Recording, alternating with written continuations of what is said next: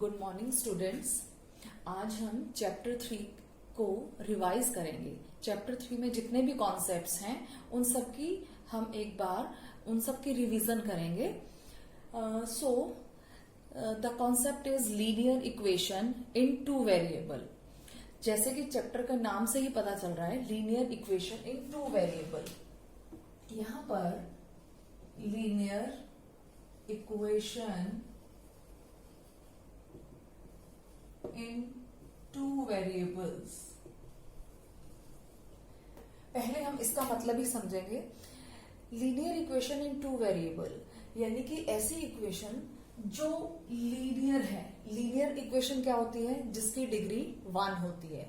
And two variables, जिसमें two variables use हुए हैं। तो इसलिए linear equation in two variable की जनरल फॉर्म क्या होती है? ax plus by plus c is equal to 0। यहां पर x एंड y ये दोनों वेरिएबल हैं। a, b एंड c ये तीनों कांस्टेंट्स हैं।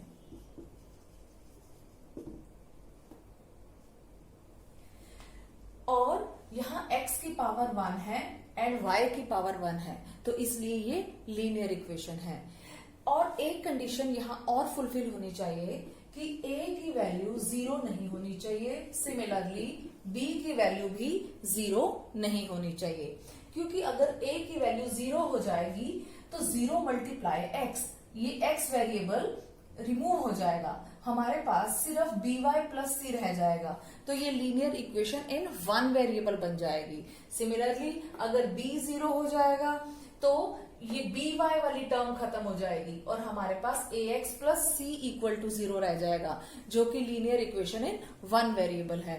तो आप linear equation and two variable को कैसे डिफाइन कर सकते हैं? ऐसे इक्वेशन जो ax plus by plus c is equal to 0 की फॉर्म में है और a एंड b की वैल्यू जहां 0 नहीं है, ऐसी इक्वेशन को हम linear equation in two variable कहते हैं। इसके बाद इस चैप्टर 3 में अब pair of linear equations in two variable की बात कही गई है। तो ऐसी दो इक्वेशन, क्योंकि हमें यहां पेयर फॉर्म करना है, ऐसी दो इक्वेशंस जिनमें सेम वेरिएबल यूज हुए हैं, वो दोनों इक्वेशंस का पेयर फॉर्म हो जाएगा। फॉर एग्जाम्पल, अगर एक इक्वेशन हमारे पास a1x plus b1y plus c1 is equal to 0 है और दूसरी equation a2x plus b2y plus c2 is equal to 0 है, क्योंकि इन दोनों इक्वेशंस में सेम वेरिएबल है x एंड y, तो ये pair of linear equations in two variable कहलाएगा। नाउ अब हम इन दोनों पेयर ऑफ लीनियर इक्वेशंस के हम कॉमन सोल्यूशन फाइंड आउट करेंगे। कॉमन सोल्यूशन से पहले हम ये समझेंगे कि सॉल्यूशन क्या होता है, किसी इक्वेशन का सॉल्यूशन। सपोज हमारे पास इक्वेशन है ax plus by plus c is equal to 0।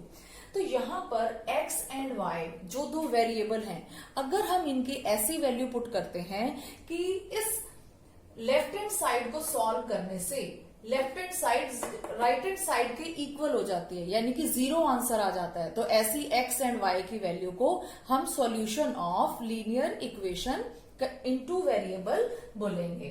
Suppose we have given ax plus by plus c is equal to 0। Suppose मैं यहां पर for example, suppose I have 2x plus 3y plus 1 is equal to 0। तो हम यहाँ x की and y की ऐसी value put करेंगे कि जब हम इस पूरे पार्ट को सॉल्व करें और सॉल्व करने के बाद हमारे पास 0 आ जाए, यानी कि left hand side right hand side के इक्वल हो जाए, तो x एंड y की ऐसी वैल्यूज को हम सॉल्यूशन ऑफ द इक्वेशन कहते हैं। क्योंकि इस चैप्टर में पेयर की बात कही गई है, तो इसलिए कॉमन सॉल्यूशन की बात आती है। कॉमन सॉल्यूशन का मतलब है x और y की ऐसी वैल्यू बतानी है हमें जो दोनों इक्वेशंस को सेटिस्फाई करे। एक्स एंड वाई की ऐसी वैल्यू जो दोनों इक्वेशंस को सेटिस्फाई करे, यानी कि दोनों इक्वेशंस का left and right side equal हो जाए, ऐसी वैल्यू को हम कॉमन सोल्यूशन बोलते हैं। अब कॉमन सोल्यूशन कैसे फाइंड आउट कर सकते हैं?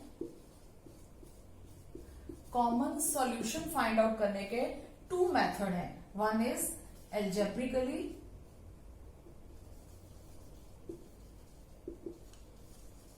we can find, and second is graphically we can find. Algebraically हम सोल्यूशन फाइंड आउट करने के लिए हमारे पास 3 मेथड हैं, elimination method, substitution method and cross multiplication method. और ग्राफिकली में हम सिंपल ग्राफ बनाकर इन दोनों इक्वेशंस का कॉमन सोल्यूशन फाइंड आउट करते हैं। लेकिन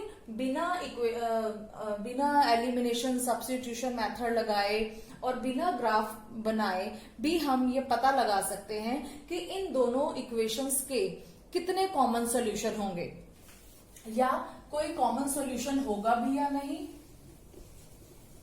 फॉर एग्जाम्पल, ये फाइंड आउट करने के लिए हमारे पास सपोज 2 इक्वेशन है, a1x plus b1y plus c1 is equal to 0, a2x plus b2y plus c2 is equal to 0।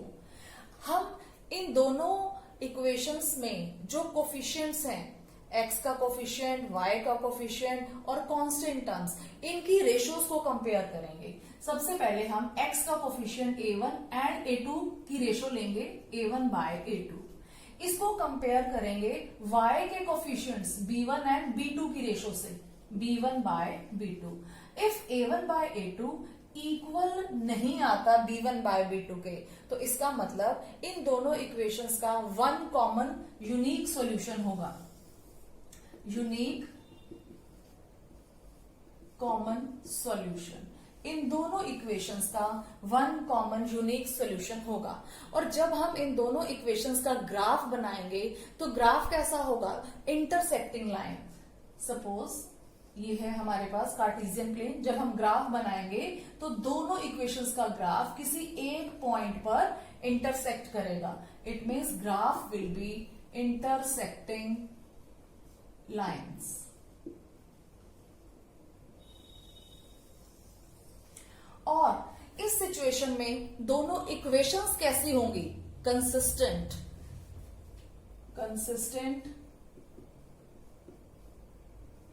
Equations. और ऐसे इक्वेशंस को हम कंसिस्टेंट इक्वेशंस कहते हैं।